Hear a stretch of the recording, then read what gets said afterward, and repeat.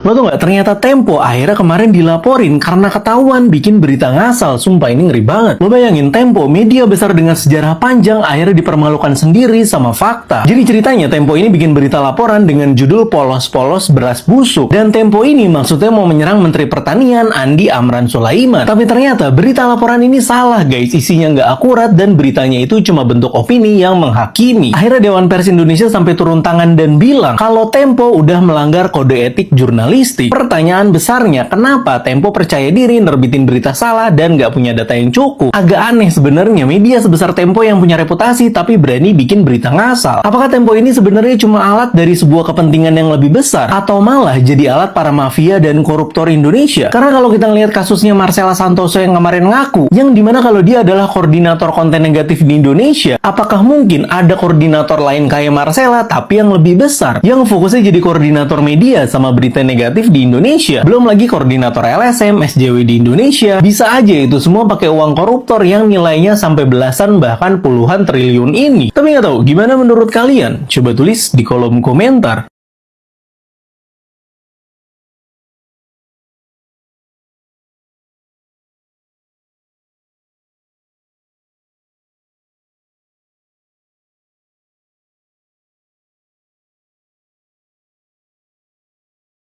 Selamat malam Bapak-Bapak, saya Marcella Santoso. Terima kasih saya diberikan kesempatan untuk membuat video ini.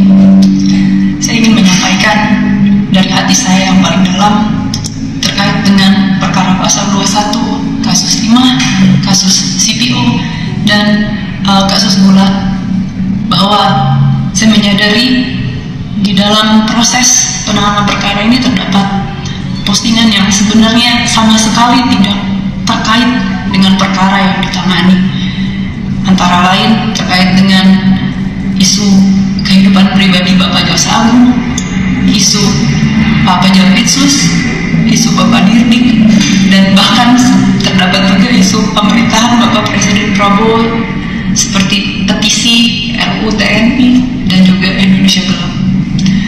Bahwa saya sangat menyesali dan sangat menyadari bahwa apapun dan bagaimanapun ceritanya, baik itu kelalaian saya tidak mengecek ulang isi konten, ataupun kelalaian dan luputnya saya mengecek dan meneliti kembali dan fokus terhadap apa yang disampaikan, saya menyadari bahwa konten-konten tersebut memberikan rasa sakit bagi pihak-pihak yang terkait dan terdampak.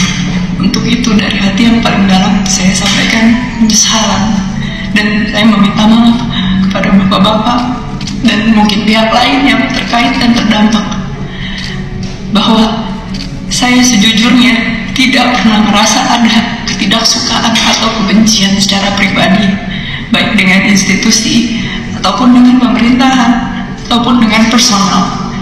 Karena di dalam chat saya dan sudah dimasukkan ke dalam BAP, salah satunya terdapat percakapan yang saya antara saya dan rekan saya sampaikan bahwa ada baiknya juga APH ini seperti Bapak Febri,